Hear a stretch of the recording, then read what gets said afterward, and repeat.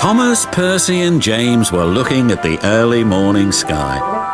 "Everyone's so much happier when springtime comes," said Thomas happily. "Everyone except the fat controller," grumbled James. "He seems to be working us harder than ever. I'm tired of these coastal runs." "He just wants everything to be ready for the holidays," replied Percy. "Anyway, salty air makes me all cheerful in my smoke box." "Ha!" snorted James. "It's the countryside that really gets me fired up. It's the only place to be." And he puffed away to collect his fuel trucks from the docks. Thomas and Percy had to take some empty trucks to the scrapyards. As they were shunting their trucks into a siding, they saw an old coach. She looked very sad. "What are you doing here?" "They called me old slow coach and told me I wasn't useful anymore. Now only the mice ride in me." "Well, you may be dusty, but you look in perfect shape." The yard manager appeared. "Come along, I have trucks for you to take away."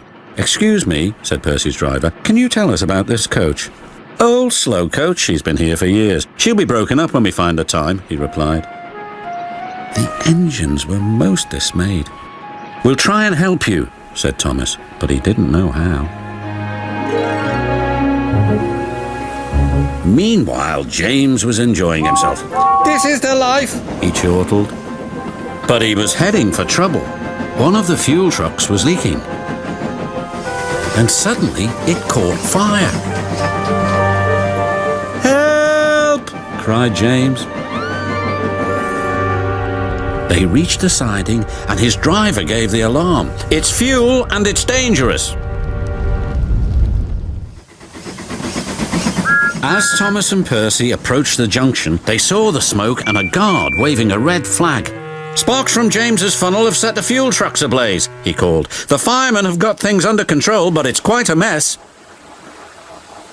"You said the countryside run got you all fired up, James," said Percy. "But I didn't think he meant it in this way." "Ha!" snorted James. "It was the stupid truck's fault, not mine." "It's safe to proceed now," called the fireman. Thomas and Percy puffed slowly by, but now they felt sorry for James.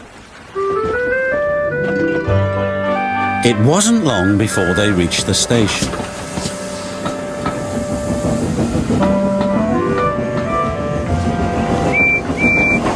Later, as they were having a long drink at the water towers, they suddenly heard a commotion. "What's the matter?" Thomas asked.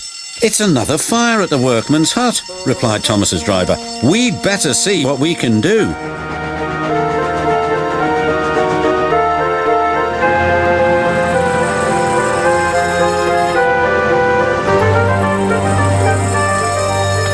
The fire engines arrived, but they had a big problem.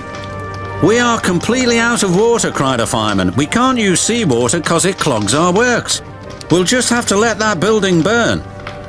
Then Thomas had an idea. "Why don't you use the water in our tanks? We've just refilled them." The fireman wasted no time. "You're very clever engines," chuckled their drivers. Soon the fire was out, but the hut where the workmen lived was destroyed. "We'll need to find something to house the men. They can't sleep on the beach," said the foreman. "What about old slow coach? She would be perfect for the workmen." "Comfy too," added Thomas. "What a good idea, Percy," said his driver. They phoned the fat controller, who agreed. "She'll be spick and span by the time you collect her." And she was, and very happy too.